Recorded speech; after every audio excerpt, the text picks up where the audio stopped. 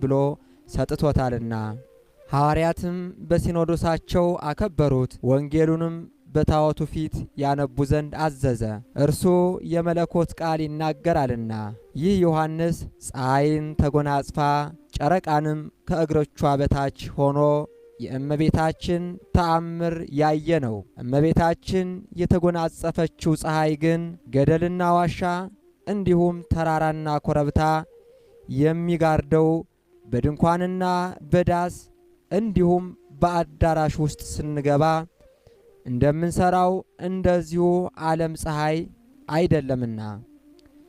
እመቤታችን የተጎናጸፈችው ፀሐይስ በሰማይ በኪሩቤል ላይ ተቀምጦ በባህሮችም ጥልቀት ውስጥ የሚያበራ ነው።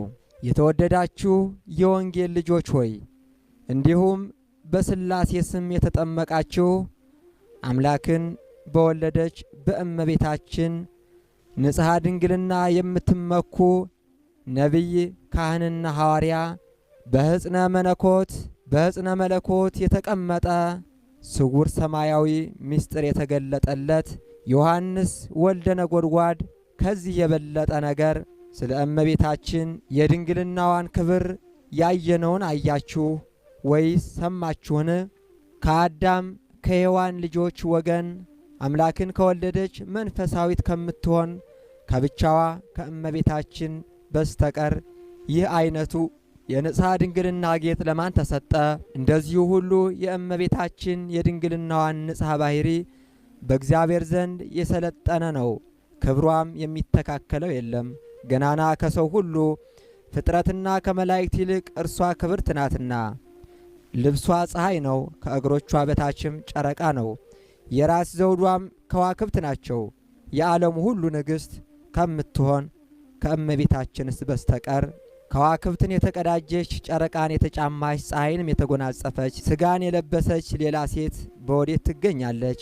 የዓለሙ ሁሉ ጌጥና የመዓልትና የሌሊት ጌጥ እነሆ በእመቤታችን በድንግል ማርያም ላይ ተገለጠ፣ ታወቀ፣ ተረዳ። በእመቤታችን በመዓልትና በሌሊት በመፈራረቅ ለሰዎች ሕይወትን ይሆን ዘንድ ከእርሱ ስለ እርሷ ተፈጥረዋልና።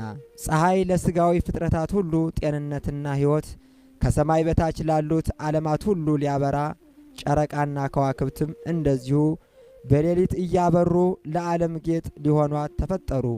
እግዚአብሔር ሁለት ታላላቅ ብርሃናትን ፈጥሮ ታላቁን ብርሃን በቀን እንዲሰለጥን ታናሹን ደግሞ ብርሃን ከከዋክብቱ ጋር በሌሊት እንዲያበራ በኦሪት ዘፍጥረት ተነግሯልና። ልመናዋ ክብሯ ለዘላለም በወለት ይደርብን ለዘላለሙ አሜን።